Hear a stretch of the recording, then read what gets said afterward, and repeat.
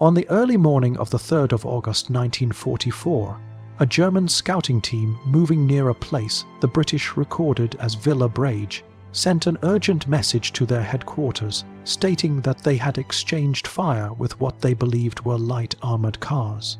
Their after-action note described the targets as vehicles that needed armour-piercing rounds to be stopped, and they estimated that each machine carried about 3 or 4 crewmen. They warned their infantry to keep at least 200 meters of distance from these machines. Yet the strange detail was this: they were not describing armored cars at all. They were describing simple Willys Jeeps built in America, small reconnaissance vehicles that weighed a little over 1,000 kilograms. Vehicles made almost entirely from thin steel panels and canvas with metal so light that a captured German sergeant later claimed he could put his fist through the bonnet. These Jeeps were never intended to be seen as armored fighting vehicles. They were never meant to trade fire with proper German reconnaissance units. They certainly were not supposed to frighten German infantry enough to force them to keep their distance. Yet by the time autumn arrived in the year 1944, British forces fighting across northwest Europe were taking Jeeps that were worn down, broken, or too expensive to repair, and were turning them into something soldiers began calling battle wagons or gun jeeps. These were improvised fighting vehicles made by necessity but used with purpose. German forces repeatedly misjudged them. They avoided them whenever possible. They treated them as if they were genuine armored cars. This transformation was not born from desperation. It was born from doctrine forged through harsh experience in North Africa, where British forces had learned that on a chaotic battlefield, the appearance of power can matter as much as real power. A jeep that looked dangerous could be as effective as a jeep that actually was dangerous.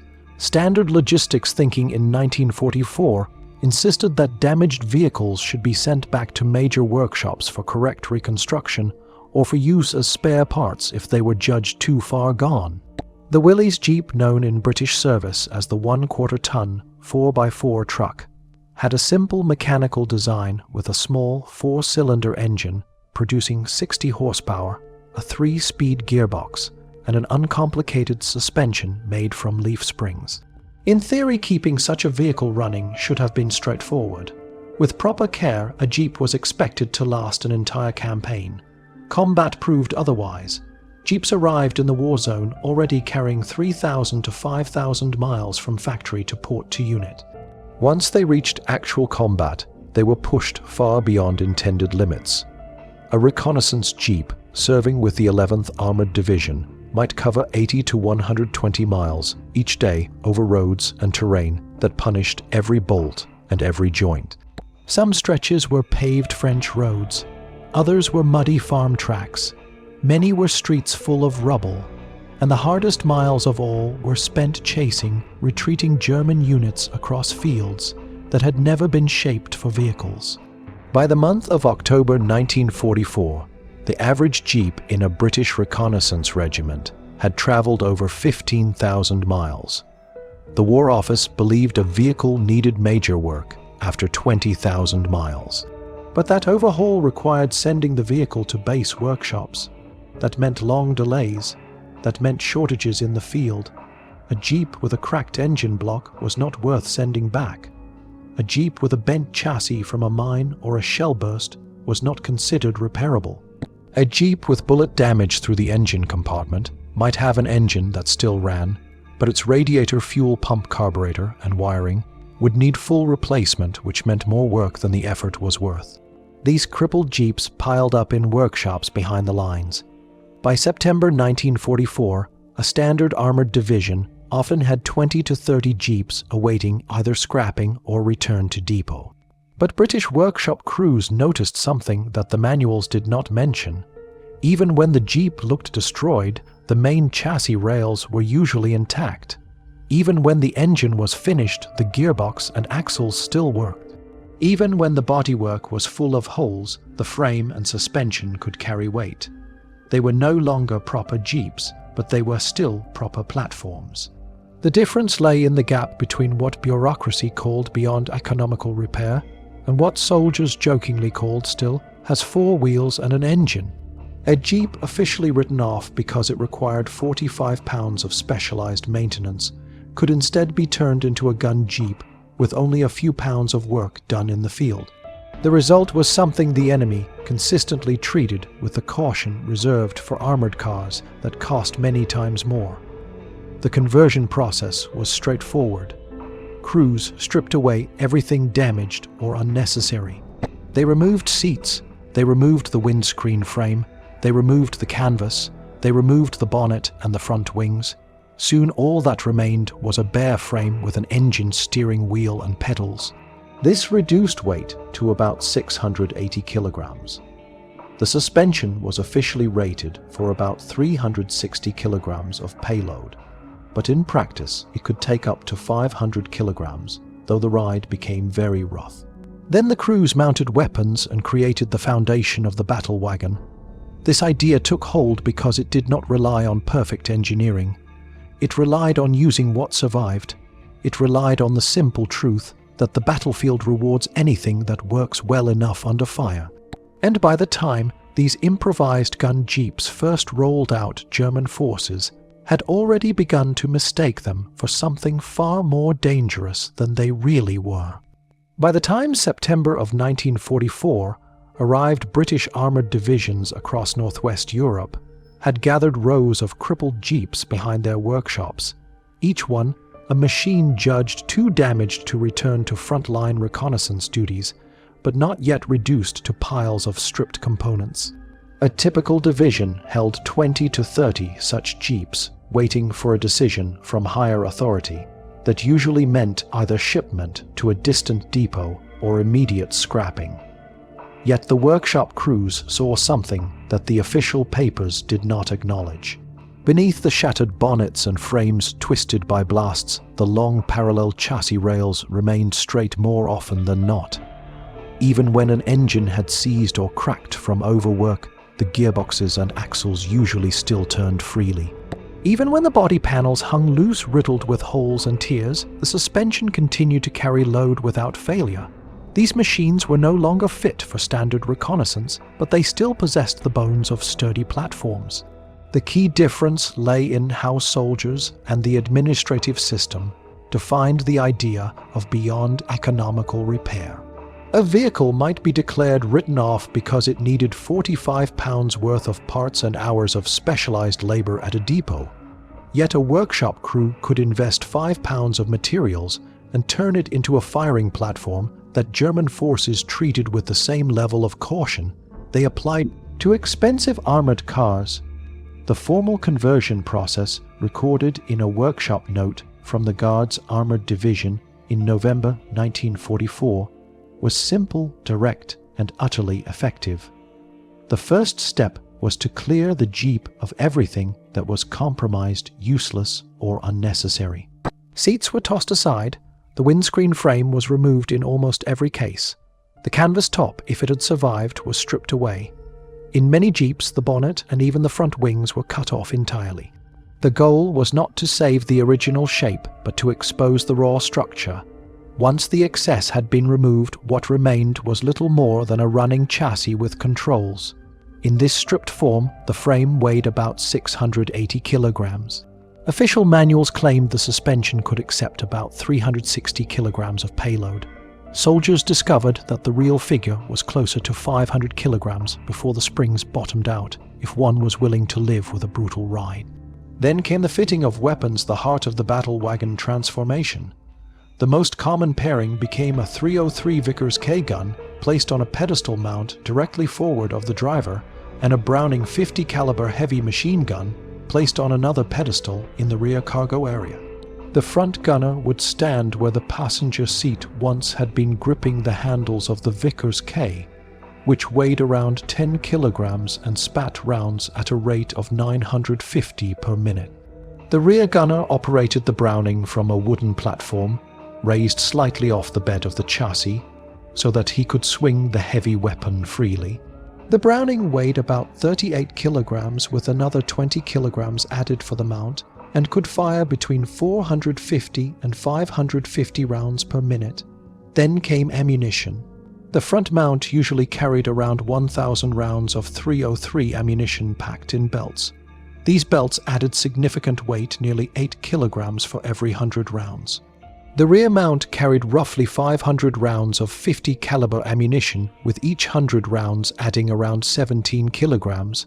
On top of this came the men themselves. The crews usually included a driver, a front gunner, a rear gunner, and often a fourth man acting as commander and loader. Their combined weight added another 300 kilograms. At this point, the vehicle could already deliver a volume of fire far greater than any reconnaissance jeep had been intended to produce, but the workshop crews did not stop there. They added armor. This was the most controversial step, for it ran directly against standing orders, which stated clearly that unarmored vehicles should not receive added protection. Because extra armor overloaded, the suspension strained, the engine worsened the handling, and offered only false reassurance. All of this was technically correct, but the workshop crews understood something that engineering principles missed.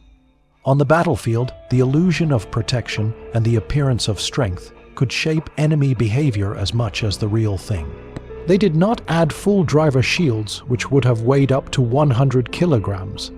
Instead, they cut and welded a small angled plate directly in front of the driver, usually about 60 centimeters wide and 45 centimeters high. It was made from mild steel, often salvaged from wrecked lorries or captured German plates, and weighed around 15 kilograms. This thin sheet could stop rifle rounds and fragments, though it would crumble under armor-piercing fire. Yet from 50 meters away, it looked identical to proper armor. The gunners received similar treatment. Instead of complete armored tubs, which would have been too heavy, the workshop crews welded short curved plates, forming partial shields around each gunner. These plates were fitted in spaced sections, leaving intentional gaps, so that the total added weight remained manageable while still creating the unmistakable silhouette of an armored fighting compartment.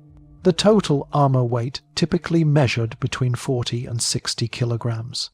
All these elements together, weapons, ammunition, crew, and armor, brought the final weight of the converted Jeep to roughly 1,100 or 1,200 kilograms, still within what the frame could carry even though the suspension groaned under the load. The conversions were crude in appearance but effective in design.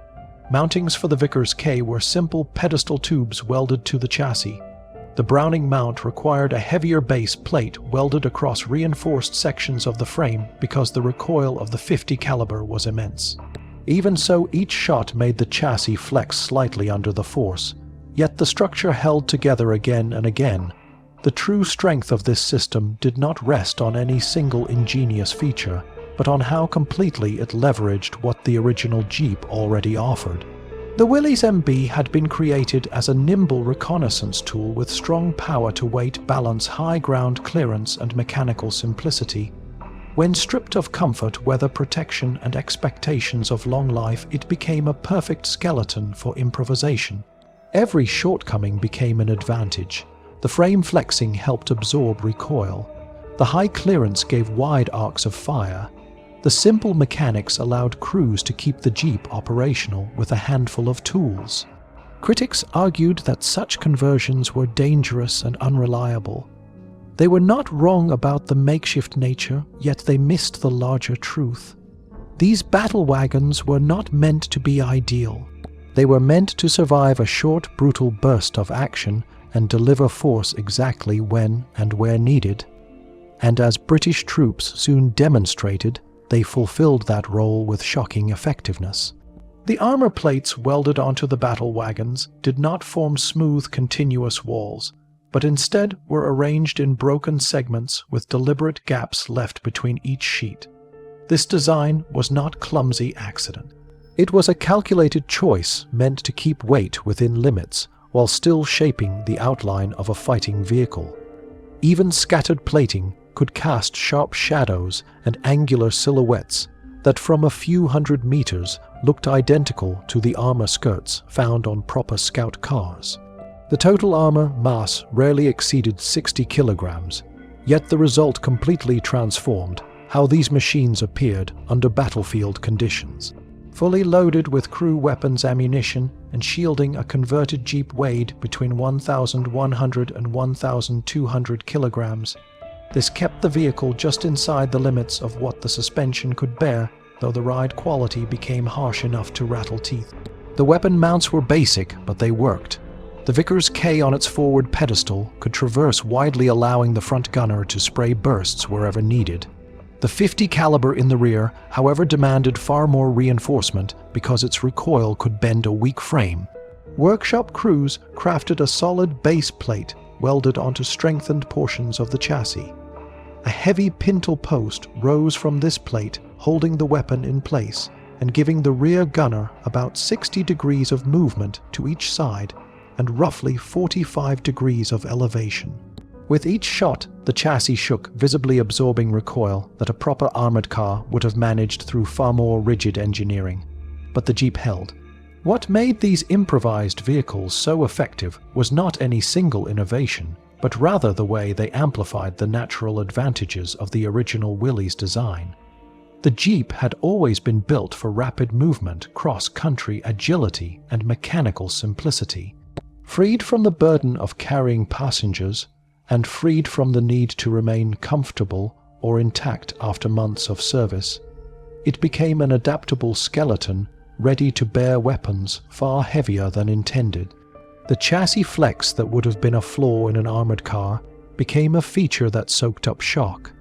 The high ground clearance that once made the Jeep easy to spot now provided sweeping fields of fire.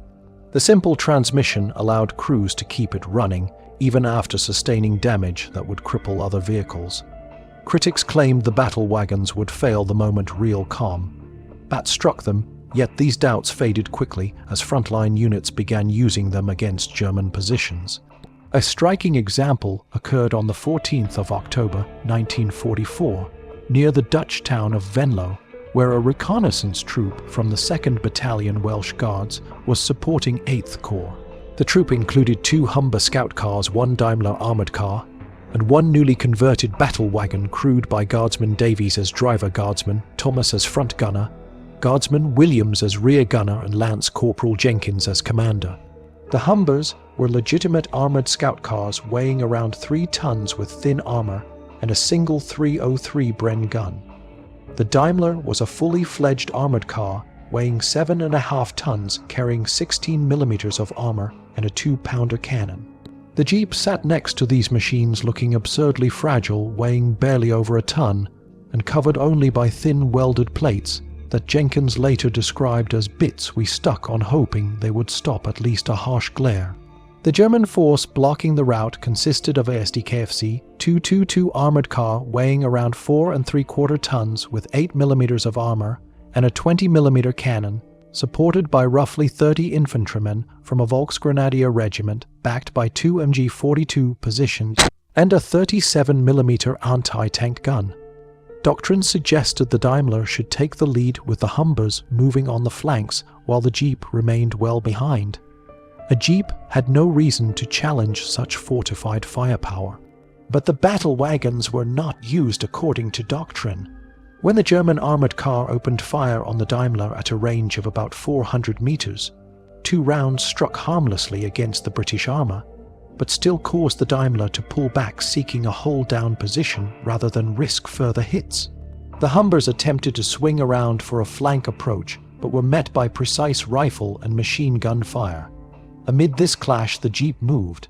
The German troops had classified it as another armored scout car, based purely on its shape and behavior. This misjudgment proved decisive. Davies accelerated directly toward the German position, reaching about 35 miles per hour, while the gunners fired continuously. Thomas unleashed a violent stream of 303 rounds from the Vickers K. These rounds could not pierce the armor of the 222, but they achieved the intended effect. They smashed against the positions of the German infantry, pinning them down, suppressing the MG positions, and disrupting the coordination of the defenders. At the same moment, Williams on the rear mount opened fire with the .50 caliber. A .50 caliber bull, it could not reliably penetrate 8 millimeters of hardened armor unless it struck a weak spot, yet the 222 had vulnerabilities. It possessed vision ports, thin turret housing, and weak armor at the rear and on the top. In roughly 8 seconds, Williams fired 47 rounds. At least 4 struck the armored car. 1 struck directly into a vision slit. That was enough. The German crew bailed out, abandoning their vehicle. With their armored support on their infantry suppressed, and their positions under attack from a vehicle they believed to be a legitimate armored car, the Germans broke contact and withdrew. When the firing ended, the Jeep displayed 11 bullet marks. 3 rounds had struck the improvised armor and stopped. 8 had passed through open areas of the frame. 1 round hit a water tank mounted on the side, another tore through a bedroll tied to the rear, yet none injured the crew or damaged any critical controls. The Jeep continued running. In his report, Lance, Corporal Jenkins noted the confusion among the German troops, who never brought their anti-tank gun to bear, even though that single weapon could have destroyed the Jeep instantly. The enemy seemed to believe the British machine was far stronger than it really was, and thus reacted with excessive caution. 3 days later, when British forces overran the position, they found a captured German log describing the encounter. It referred to the engagement as involving several armored scout cars and a small armored wagon. This was the misidentification the British had hoped for, and as the autumn campaign continued, similar reports appeared again and again as German units treated these improvised jeeps as genuine threats. The clash near Venlo was not an isolated moment, but the beginning of a pattern that repeated again and again as British units pushed deeper into occupied territory, and German forces tried to stall them with whatever strength they still possessed. The way the battle wagon behaved in that engagement revealed its greatest advantage. It looked like an armored car. It moved like an armored car. It fired like an armored car. Therefore, German troops reacted as if it truly were one. When Thomas unleashed the furious stream of 303 fire from the Vickers, the rounds themselves did little damage to armored targets, yet they created the unmistakable signature of a heavy mounted weapon sweeping a defensive position. The flashes, the recoil, the volume of fire together produced the sense of a dedicated fighting machine pressing forward with intent. Williams on the .50 caliber completed the illusion. The violent thumping rhythm of the heavy weapon had a sound that no German soldier could mistake for anything but the armament of a serious armored vehicle. Its sharp cracks echoed across the roadblocks, striking vehicles and men with force enough to tear through light cover. And when 1 round found its mark in the vision slit of the SDKFC 222, the fate of that engagement was sealed. With their armored reconnaissance support neutralized, and with suppressive fire pinning them down, the German infantry interpreted the advancing Jeep as a threat far greater than it was. Their training told them to fall back from armored reconnaissance probes and to regroup before countering. Thus, the entire position collapsed. When British troops searched the abandoned block, they found evidence of how thoroughly the Germans had been misled. The log found in the rubble described the encounter as involving multiple armored scout cars rather than a mix of light armored and improvised vehicles. The Jeep had blended into a category it did not belong to, and in doing so had achieved an effect disproportionate to its structure. This same pattern unfolded across the autumn of 1944. On the 23rd of October, a battle wagon from the 3rd Royal Tank Regiment encountered a German staff car at a distance of 150 meters. The Jeep opened fire with its .50 caliber, and in moments the staff car was disabled and its occupants either killed or wounded. This was not simply another firefight. The vehicle carried the operations officer for a Panzer Grenadier regiment, along with intact tactical maps detailing positions, defenses, and future plans. A converted Jeep had not only neutralized a command element, but had seized documents of high intelligence value, all because the Germans had misjudged its threat profile. 2 weeks later, on the 4th of November, battle wagons supported an infantry assault near a place the British recorded as Galen Khan. The battle wagons surged ahead of the infantry, suppressing 3 German machine gun positions and a mortar team. The 50 calibers tore through cover. The 303 scattered defenders. The Germans once again mistook the jeeps for specialized armored reconnaissance vehicles and hesitated rather than charging forward to overwhelm them. That hesitation gave the British infantry time to move up, secure the ground, and drive the defenders back. On the 19th of November, another lone battle wagon held a road junction for 17 minutes against a German counterattack. The vehicle expended 800 rounds of mixed 50 caliber and 303 ammunition before withdrawing only when both gunners ran low on belts. During that time, German troops advanced cautiously, treating the jeep as if it carried thicker armor and heavier armament than it truly possessed. They maneuvered slowly. They waited for anti-tank weapons instead of rushing forward with rifles and grenades. This hesitancy saved the jeep. It survived long enough to escape and long enough to accomplish its mission of buying time for Allied forces to reorganize their line. The question arose repeatedly among commanders and intelligence officers. Why were German forces showing such caution in the face of improvised vehicles that on paper posed limited threat? The answer rested in the training and doctrine of the Wehrmacht. German reconnaissance methods relied on quick recognition through silhouette sound and observed firepower. Their manuals contained detailed profiles of British armoured cars, trucks, carriers, and light tanks. But nowhere did they include images of jeeps covered in welded plates bristling with mounted weapons and driven aggressively toward enemy positions. Thus, when a German patrol observed a machine that looked wrong for a normal jeep, but acted like an armoured vehicle, their only logical choice was to classify it according to the closest known type, which was a light armoured car. The armour plates, even though thin, created angular shadows.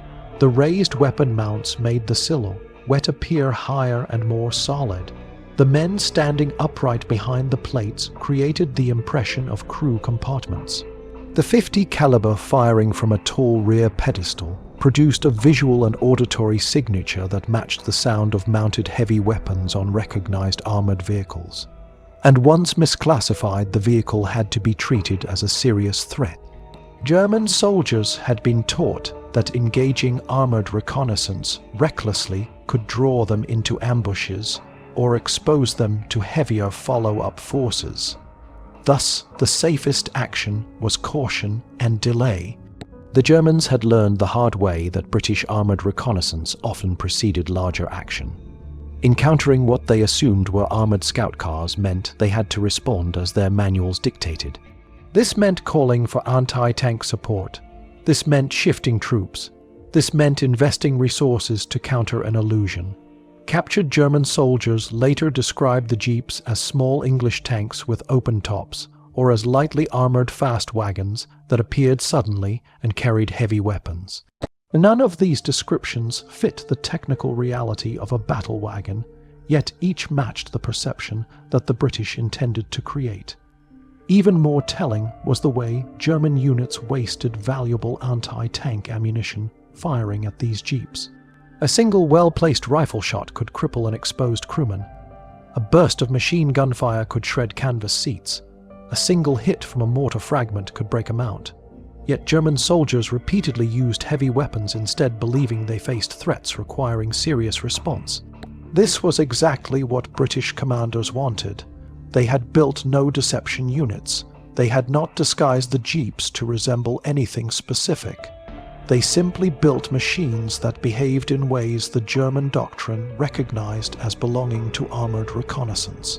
Through this, they exploited a gap between enemy expectations and battlefield reality. And as more encounters accumulated from October to November, the German caution grew stronger, reinforcing the impact of the battle wagons far beyond what the vehicles could achieve through firepower alone. German field doctrine in 1944 relied heavily on rapid visual recognition to determine what type of enemy vehicle was approaching and what response was required. This meant that small details such as the shape of armor, plates, the height of a weapon mount, or even the posture of a gunner could shift an entire tactical interpretation.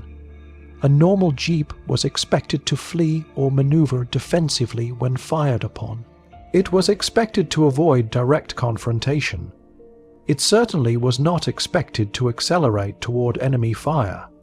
But the battle wagons did exactly that, and in doing so they behaved in ways German troops associated only with armored reconnaissance units. The moment a battle wagon pressed forward under fire, German soldiers assumed they faced something far more robust than a lightweight vehicle built from thin steel and canvas. German manuals at that time emphasized that armored reconnaissance vehicles should be engaged cautiously, because they often attempted to lure infantry into kill zones or draw fire, so that heavier supporting vehicles could identify enemy positions. Thus, when the improvised jeeps engaged aggressively, they triggered these doctrinal responses. Even the sound of the weapons added to the confusion. The small Willys engine produced a distinctive high-pitched noise when pushed at speed, but this note became lost beneath the explosive rhythm of the mounted guns. The .50 caliber in particular dominated the soundscape. Its heavy thumping crack mirrored the noise produced by larger armored vehicles that also carried such weapons. German troops who heard this mixture of engine strain and heavy machine gun fire could not easily distinguish it from legitimate armored cars during the chaos of engagement.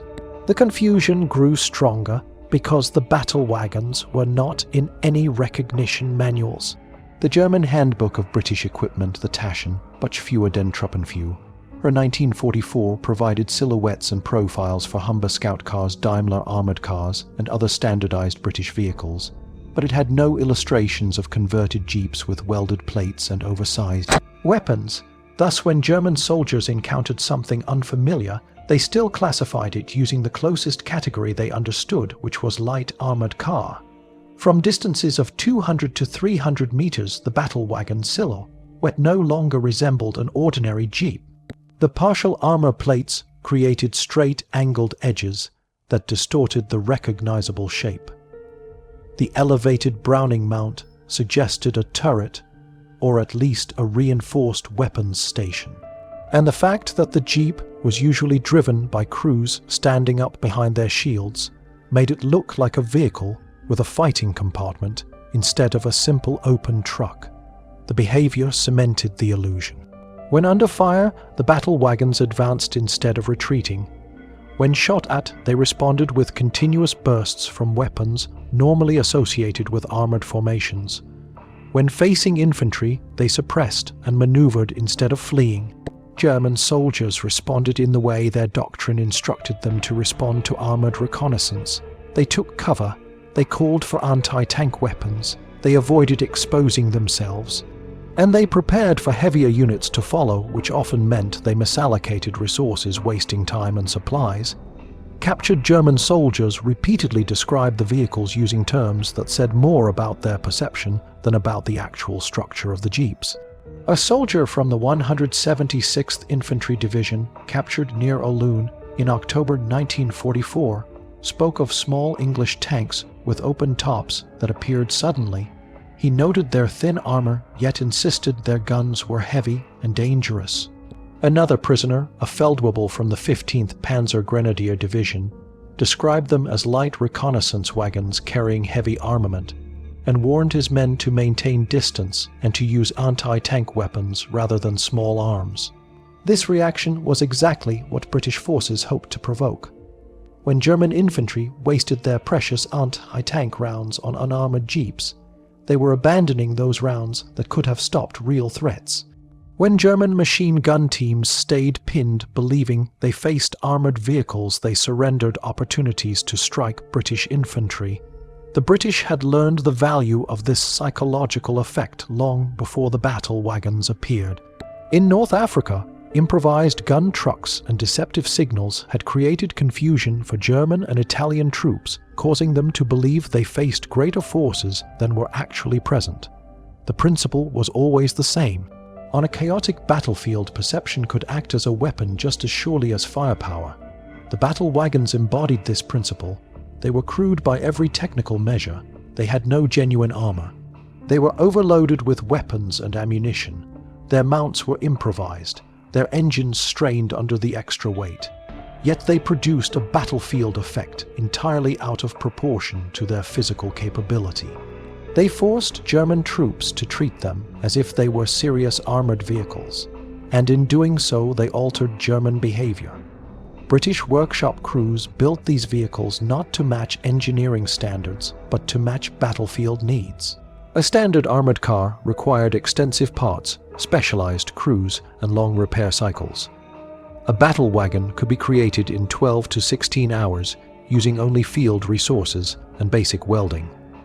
A damaged jeep, written off by the official system, could be reborn as a weapon platform in a single day.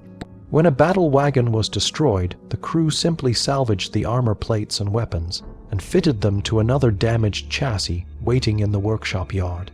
This cycle created a sustainable method of reinforcing frontline reconnaissance units with cheap, flexible, and technically expendable vehicles.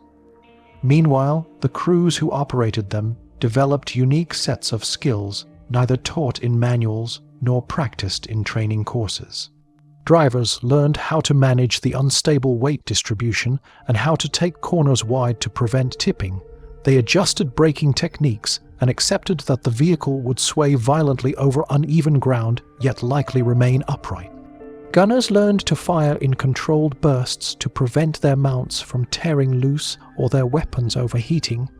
Commanders learned how to position the jeep in places where its apparent threat mattered more than its real vulnerability.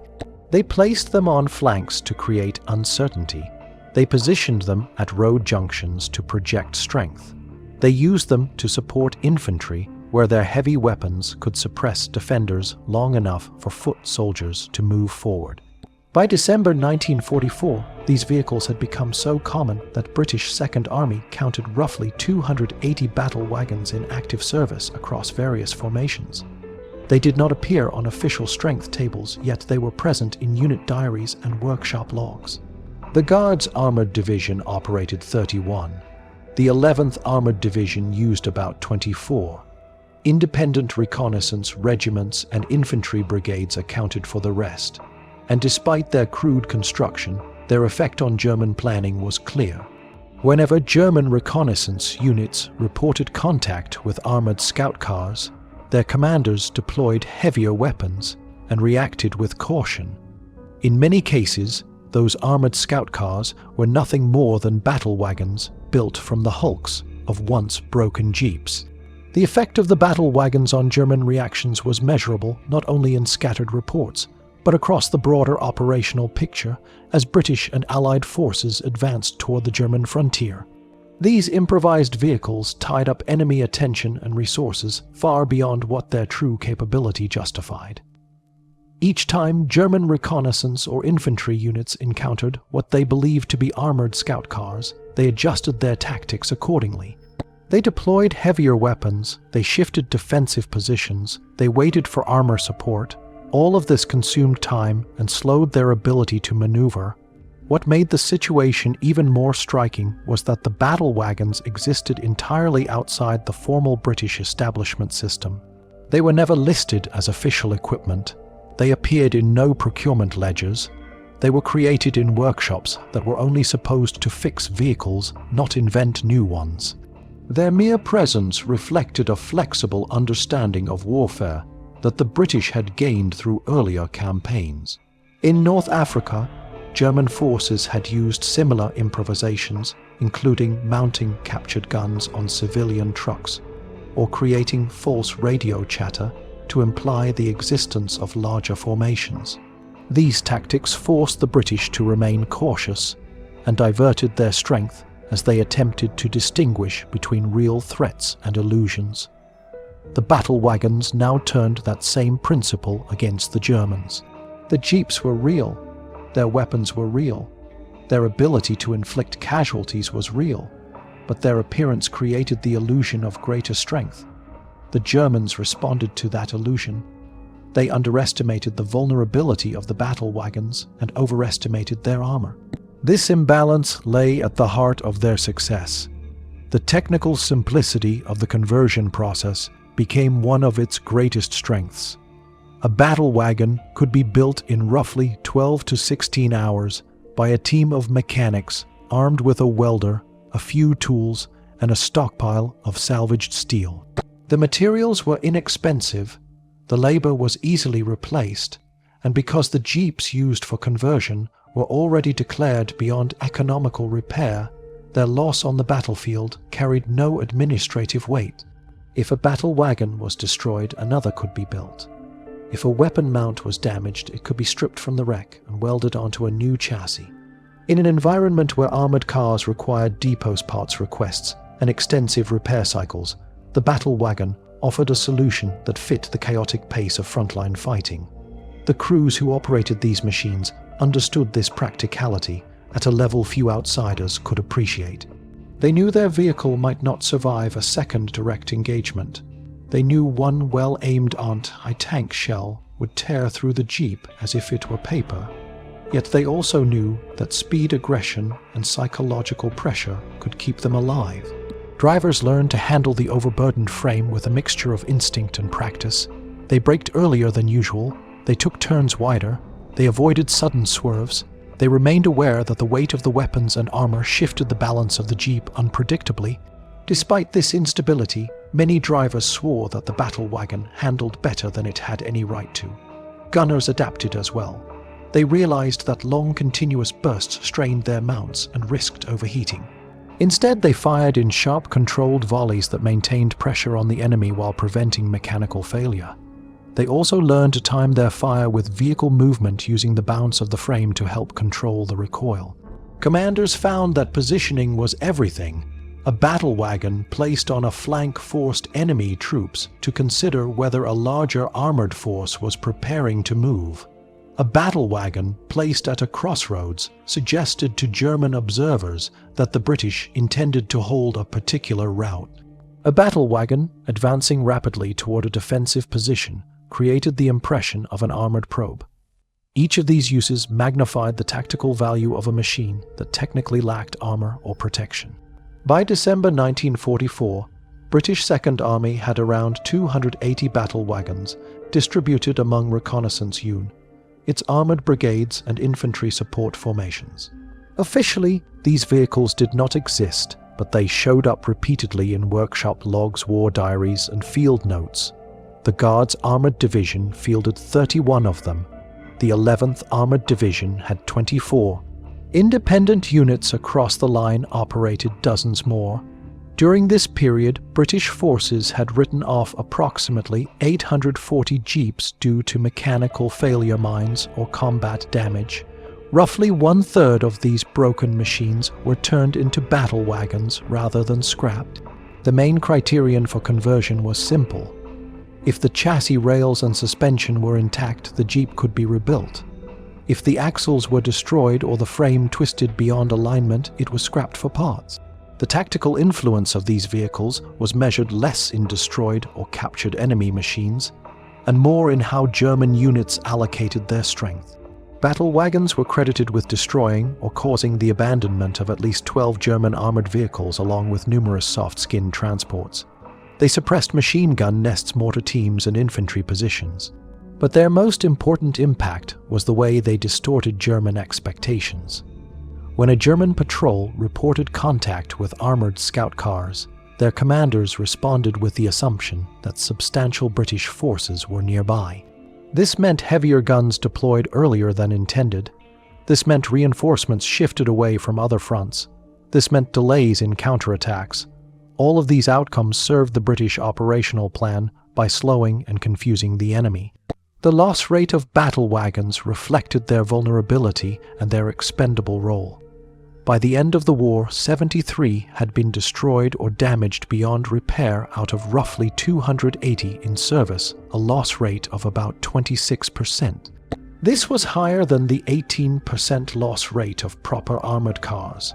But those armored cars represented significant investment, while the battle wagons represented the rebirth of machines already considered lost.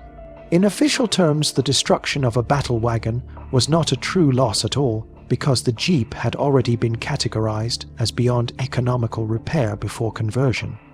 The battle wagons were never meant to change the course of the war or to rival true armored vehicles.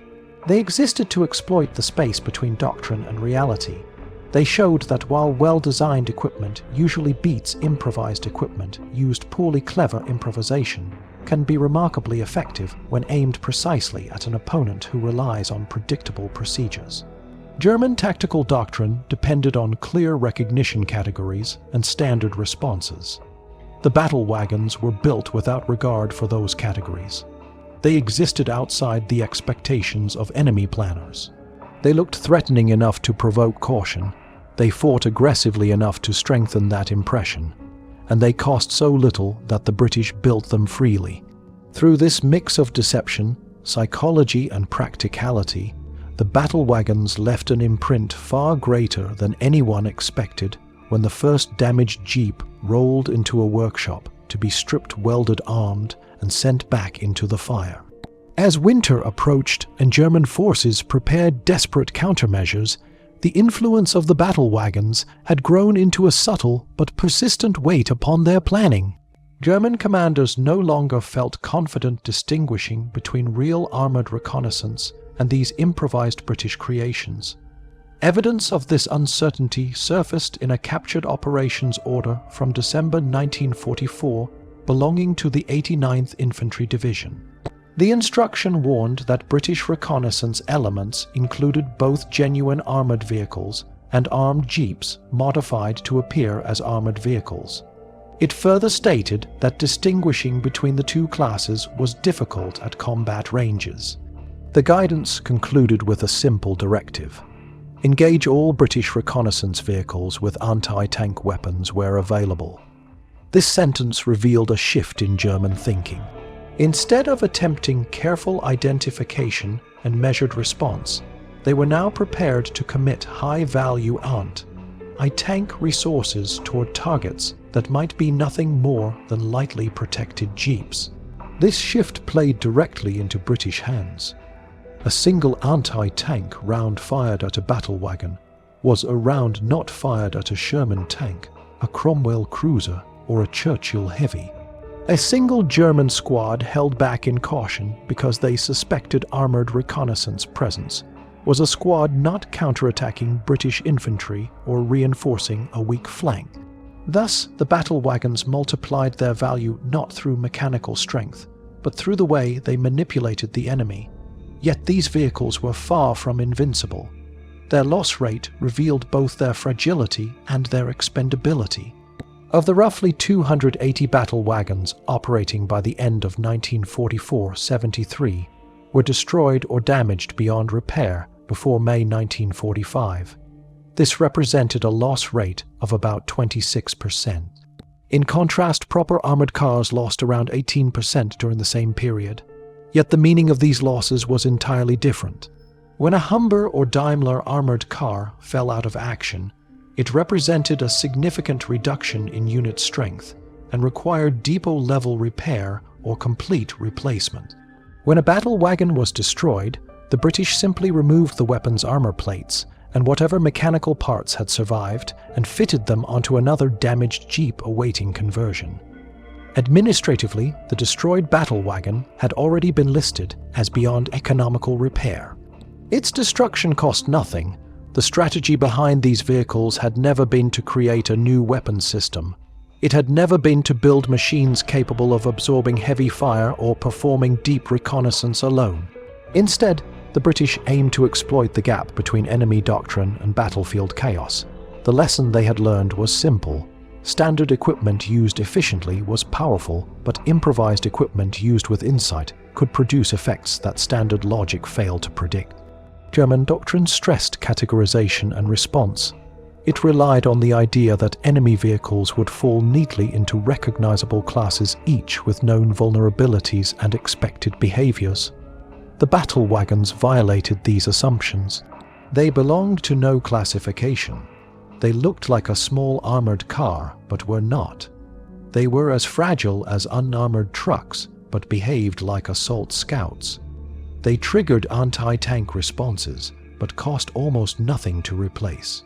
In the larger context of the war, these jeeps did not tilt major campaigns.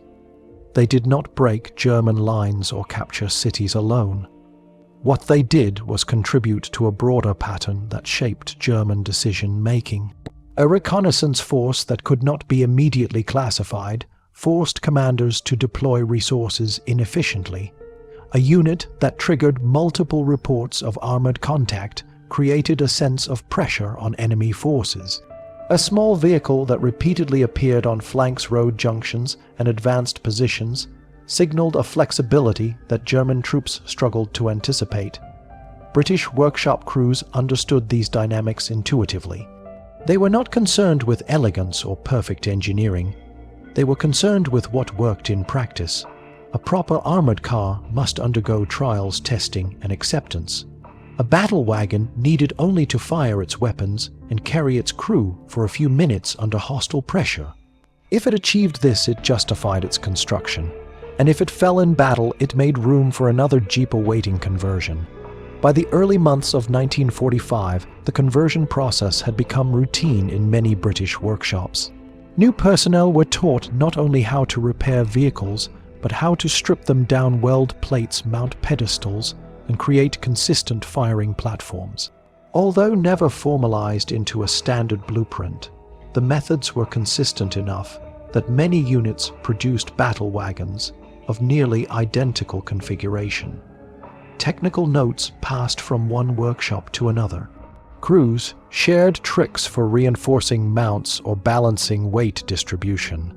Some commanders even included guidance on how to employ these vehicles effectively during reconnaissance or support missions. All of this occurred outside official procurement channels. These jeeps were unofficial. They were invisible on paper. They appeared in diaries as armed jeeps or modified reconnaissance vehicles without detail because officers understood these entries did not need to survive into peacetime accountability. The fullest records of these machines ultimately came not from British archives, but from German ones. German intelligence reports described British light armored cars that did not match any known specifications. Captured soldiers spoke of fast, lightly armored vehicles with powerful weapons that moved unpredictably. Tactical orders warned against underestimating them. The Germans recorded what the British built even when the British themselves did not. What emerged from these gathered fragments was a simple truth. On a battlefield where chaos ruled, predictability became a weakness. The British used unpredictability as a weapon. The battle wagons embodied that idea better than any official design. They were not beautiful. They were not efficient, they were not durable, but they were effective. They appeared where they were not expected. They acted with aggression that defied their fragile frames. They convinced German forces that they were something more than they were. And this illusion shaped behavior across entire sectors of the front. In the end, the battle wagons demonstrated a powerful principle of warfare. What a machine appears to be can matter as much as what it actually is. And on the confused battlefields of Northwest Europe in 1944 and 1945, the appearance of strength could produce victory just as surely as strength itself. The story of the battle wagons reached its quiet conclusion as the war in Europe approached its final months, yet their significance lingered far beyond the handful of battered jeeps that rolled across muddy fields and shattered roads. These machines existed in a space between necessity and imagination, built not from official orders but from the ingenuity of workshop crews who refused to let a broken vehicle remain useless. Their success was rooted in circumstances that no planner could have predicted, yet every soldier understood. British forces had damaged jeeps that would otherwise be scrapped. German forces relied on recognition training based on standard silhouettes. The battlefields of Northwest Europe were chaotic places where a threat glimpsed from 200 meters away could shape the entire response of an enemy unit. This combination allowed the battle wagon to flourish. It filled a void that official bureaucracy could not anticipate. The jeeps survived in a twilight zone of military existence. On paper, they were beyond economical repair. In practice, they were reborn into tools that influenced the decisions of enemy commanders. As the conflict wound down, these vehicles became common enough that replacement crews and new workshop personnel were quietly trained in their assembly. The conversion techniques were passed through unit technical notes and workshop manuals, even though no central authority acknowledged their presence. If the war had continued into 1946, the British likely would have built hundreds more. But with Germany's surrender in May 1945, the role of the battle wagon ended as abruptly as it had begun. The vehicles reverted to being what they had always officially been: damaged jeeps too worn to restore. Most were scrapped during the summer of 1945 as the Army dismantled surplus equipment. A few lingered in depots or training areas, but without wartime urgency, they were gradually broken down for parts or disposed of completely. Almost none survived into peacetime collections because they had never been recorded as distinct vehicles.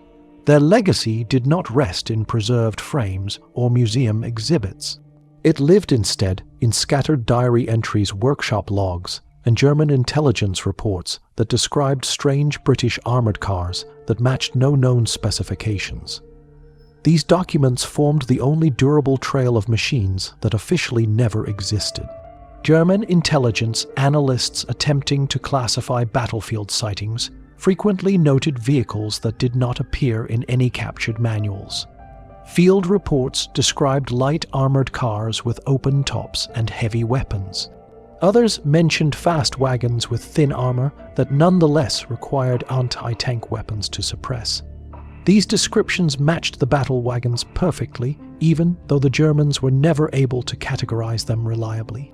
The British never intended to hide these vehicles, yet their improvised nature made them ghosts in the record, a phenomenon created by the battlefield and erased by the bureaucracy that followed. What remained and what truly mattered was the principle the battle wagons demonstrated. When equipment is damaged beyond economical repair, one should not ask whether it can be restored to its original condition. One should ask what it can become. Can it be made useful in another form? Can it influence the enemy in some way? Can it fulfill a purpose that standard equipment cannot? These questions were answered every time a battle wagon rolled forward. When enemy forces rely on recognition, training do not rely solely on standard equipment. Create vehicles that confuse their classifications and force them to respond with disproportionate caution. The battle wagons did exactly this. They blurred the lines between recognized categories. They created hesitation. They triggered responses that consumed enemy resources. They pressed into the gray zone between what something appears to be and what it truly is. And in warfare, that gray zone is often where advantage is born. The battle wagons thrived because the battlefield rewarded initiative more than adherence to procedure. British workshop crews understood that a vehicle which failed every peacetime design requirement could still prove valuable when used creatively. Their goal was never to meet specifications. Their goal was to meet need, and the need in 1944 and 1945 was for mobile firepower that could move quickly, support infantry, and shape enemy reactions. In this, the battle wagons excelled. They were fragile yet fierce, crude yet effective, underpowered yet capable of inspiring fear in the enemy. They fought not by strength alone, but by the perception of strength.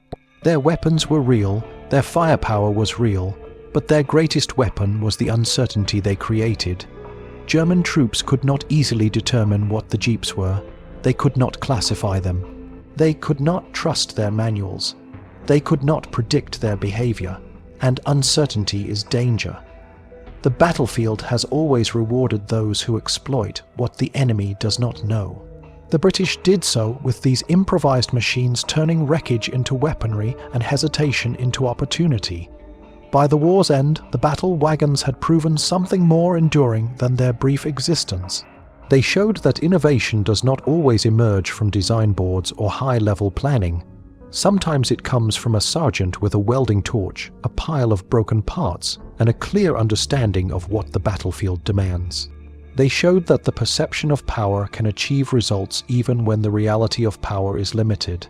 They showed that the gap between doctrine and improvisation can be a battlefield all its own. The battle wagons were not masterpieces of engineering. They were not symbols of modern armored warfare. They were simply the right idea at the right time, born from necessity and shaped by experience. They were created because soldiers understood that war does not wait for perfect solutions. It rewards those who adapt quickly, who see potential where others see scrap, and who understand that the enemy fears what it cannot easily define. In the end, British forces took American-built jeeps designed for reconnaissance, added crude armor and heavy weapons, and transformed them into improvised fighting vehicles that German scouts marked as light armor. It should not have worked. The vehicles were overloaded, unbalanced, poorly protected, and built from damaged frames. But on the battlefields of Northwest Europe in 1944 and 1945, it did work. It worked because the battlefield is not a proving ground of ideal conditions.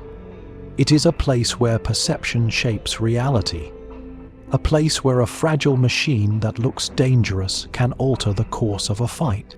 A place where scrap can become strength. And in that harsh, unforgiving environment, the battle wagons earned their place not through what they were, but through what they appeared to be. If you want more forgotten war stories told with truth, grit, and no filters, subscribe now. Your support keeps these missions alive.